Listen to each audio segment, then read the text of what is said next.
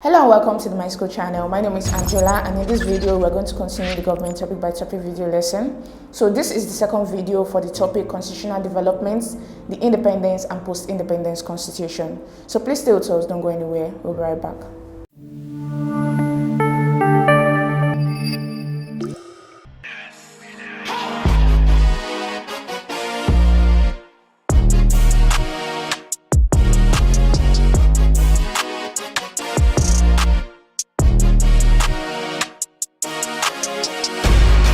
Welcome back to the My School channel. Like I said earlier, we're moving on to the second video for the topic constitutional developments, the independence and post-independence constitution.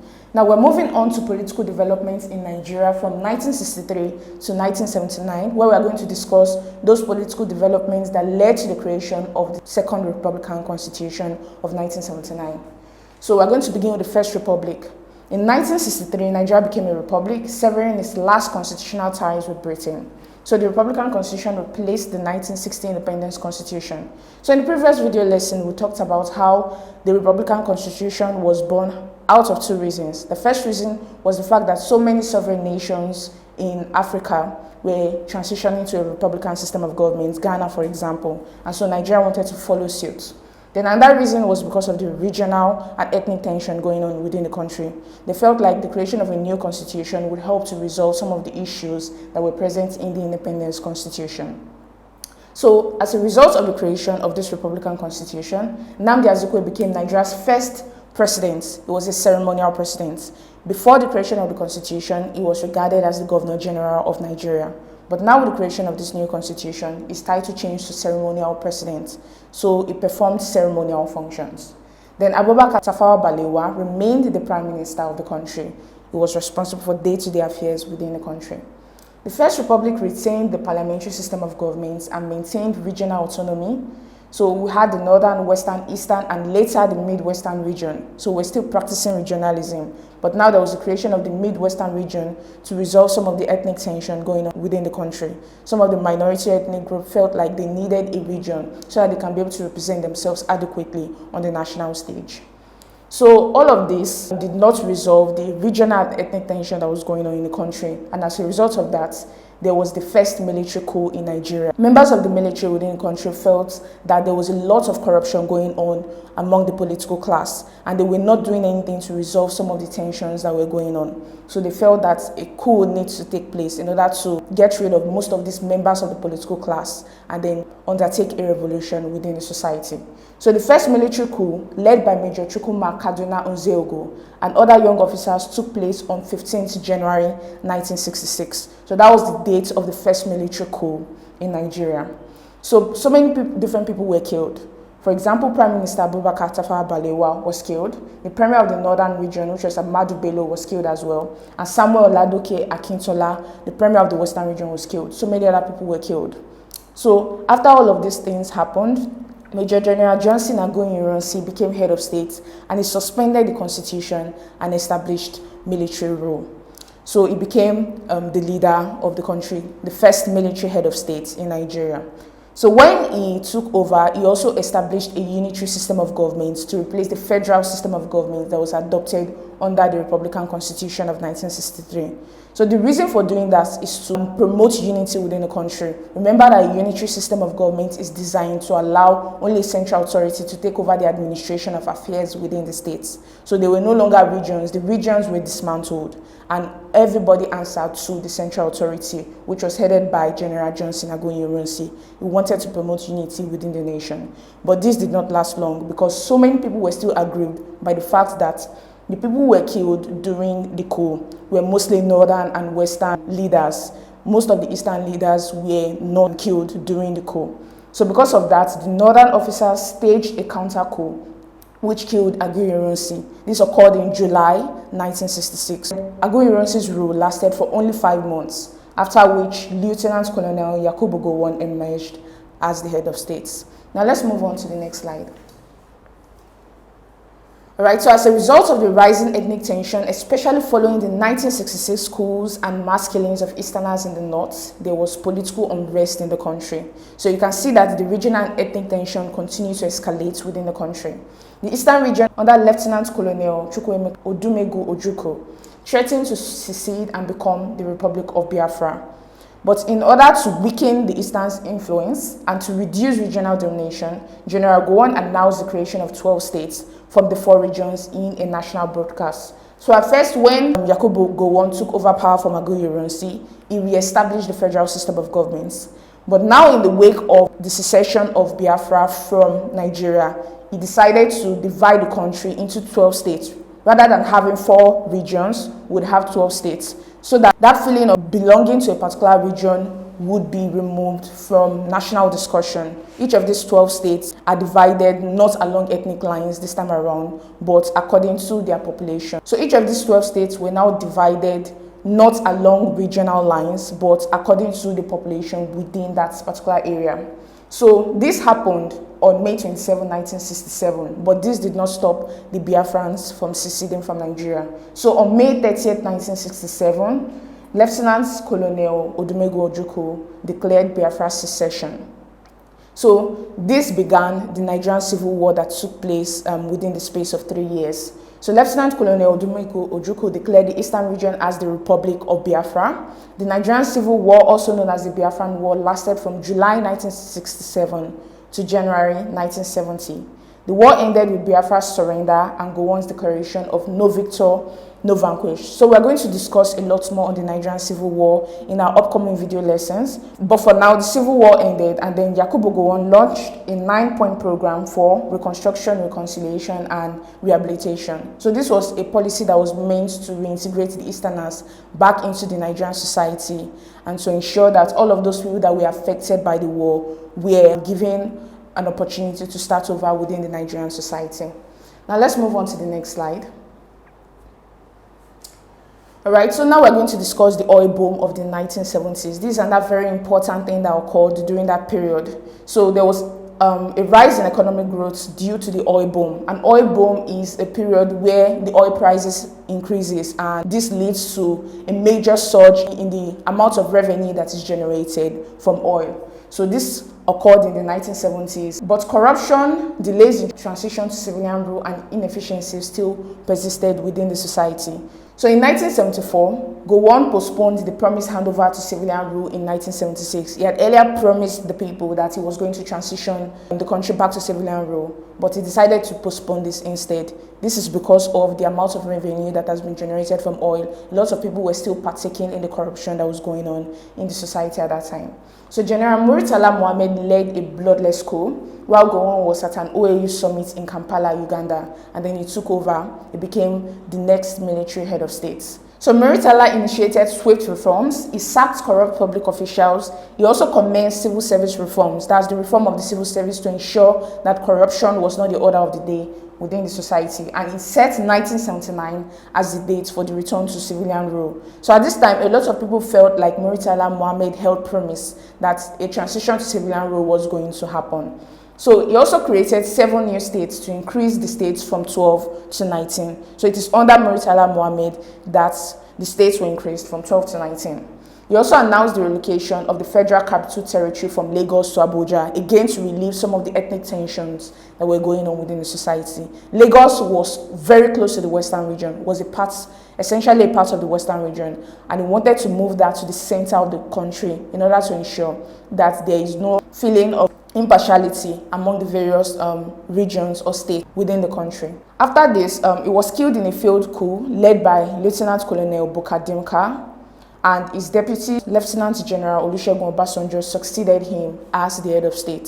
So Muritala Mohammed was killed by Lieutenant Colonel Bukadimka, and then Olusegun Obasanjo became the new military head of state. So Obasanjo faithfully implemented Muritala's program. He set up a constituent assembly to draft a new constitution.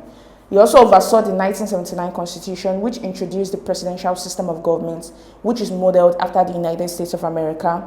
And then he created political parties, he supervised voter registration, and conducted national elections. This is very important because now they were trying to transition to civilian rule. And when they are transitioning a country back to civilian rule, a constituent assembly has to be constructed. This assembly consists of people who are going to debate what should be written in the constitution in order to make sure that the constitution is written according to the will of the people. So after the Constituent Assembly was drafted and they drafted a new constitution, he also oversaw that the 1979 constitution was instituted within the Nigerian society. And so this constitution was modeled after the presidential system of government that was adopted in the United States of America. Nigeria felt like this was going to be a better system because in such a system you had a strong leader, someone who can rally the entire nation around him and represent them when it comes to administering the affairs of the states. So this time around, the person who was going to be elected will be elected from every part of the country. As we are going to discuss the features of this constitution, we'll discover how it is important for every region, every ethnic group within the country to have a percentage of votes for this particular leader. So this is one of the reasons they adopted this presidential system of government. So it also allowed for the creation of political parties and supervised voter registration. And then the national elections were conducted in 1978. He also created political parties and supervised voter registration and conducted national elections. So these national elections began in 1978 and then it was concluded in 1979. Now let's move on to the next slide. Right now we're going to discuss the 1979 general elections and the Second Republic. So in August 1979, Nigeria held its presidential elections. All of the other elections were held in 1978, but the presidential election was held in August 1979. And the Electoral Commission that was responsible for conducting the election is the Federal Electoral Commission, or FEDECO. So it registered 5 political parties: the National Party of Nigeria, which was conservative in outlook and was dominant in the north; the Unity Party of Nigeria, which was progressive and dominant in the west; and the Nigerian People's Party, which was dominant in the east. Then we also had the Great Nigerian People's Party and the People's Redemption Party.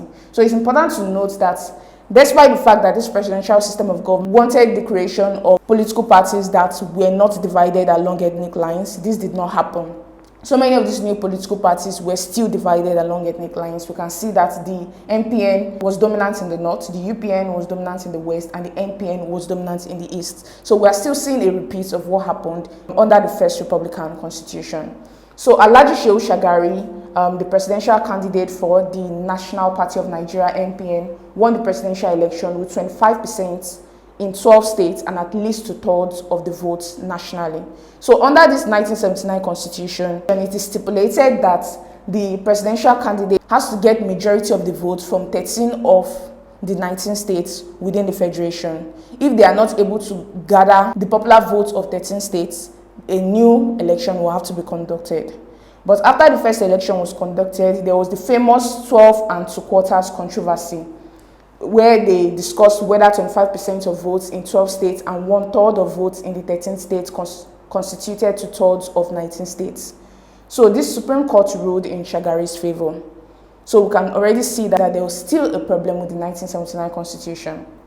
So Shehu Shagari was sworn in as Nigeria's first executive president on October 1st, 1979.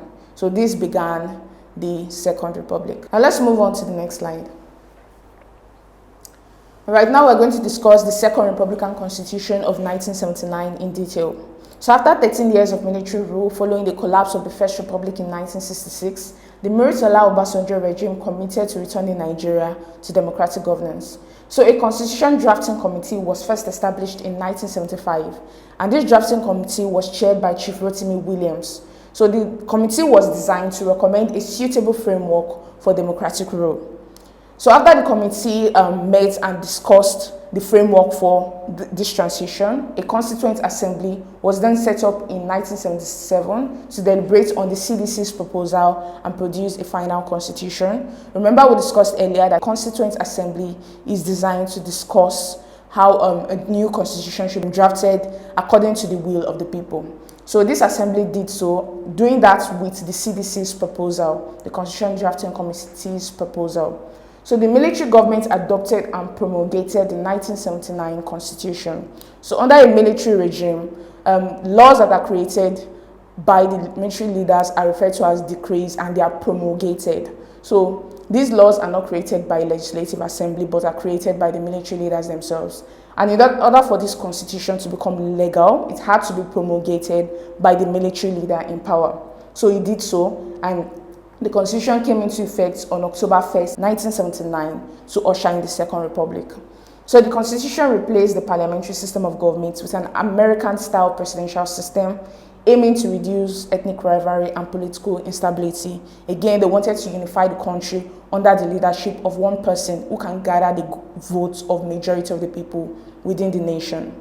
So this is the reason for the adoption of the presidential system of government. Now let's move on to the next slide. Okay, so now we're going to discuss the features of the Second Republican Constitution of 1979. The most important feature is that it adopted the presidential system of government. So power was separated into the executive, legislature, and judiciary. But the president served as both head of state and head of government and was elected for a 4-year term. So we can see that the Constitution adopted a presidential republic. Presidential in the sense that it was no longer a system where the head of state and the head of government were different bodies. In this case, the president performed both ceremonial functions and administrative functions. That means he performed ceremonial functions and administered the affairs of the state on a day-to-day basis. Then it was Republican in the sense that the president that was elected for a 4-year term. So he can be re-elected for a second term, but his first term is usually 4 years. Now let's move on to another feature of the Second Republican Constitution. And that feature is that it adopted a federal structure. So Nigeria was organized into 19 states, each with its own governor, its House of Assembly, its civil service, and judiciary. So all of these different organs of government were replicated at the federal and at the state level. So this was different from the federal structure that was adopted under the Republican Constitution. At that time, we were practicing a regional system. But this time around, we were practicing statehood. This means that the country was divided into states. And again, they were no longer divided along ethnic lines. So each of the states had a governor who was the chief executive officer for that state. It had a House of Assembly. This time around, it was a unicameral legislature. So each of the states had a unicameral legislature that made laws for each of the states. Then we have the civil service and the judiciary, all of which were replicated among the different states of the Federation. Now let's move on to another feature.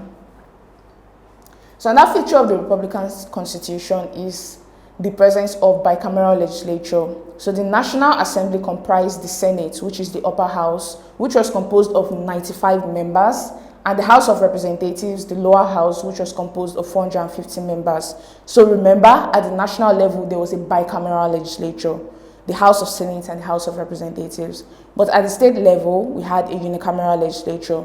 Each state had a House of Assembly. Now let's move on to another feature. And that feature is the presence of fundamental human rights. So under Chapter 4 of the Constitution, there was the guarantee of rights such as the right to life, dignity, fair hearing, personal liberty, freedom of speech, and religion. All of these are fundamental human rights as recommended by the Universal Declaration of Human Rights. So the UDHR stipulates that we have to put all of these things, we have to entrench all of these rights in the Constitution so that they will not be abused. So it was also entrenched in the 1979 Constitution. Now let's move on to another feature. All right, we also have political inclusiveness. A political party had to reflect a federal character.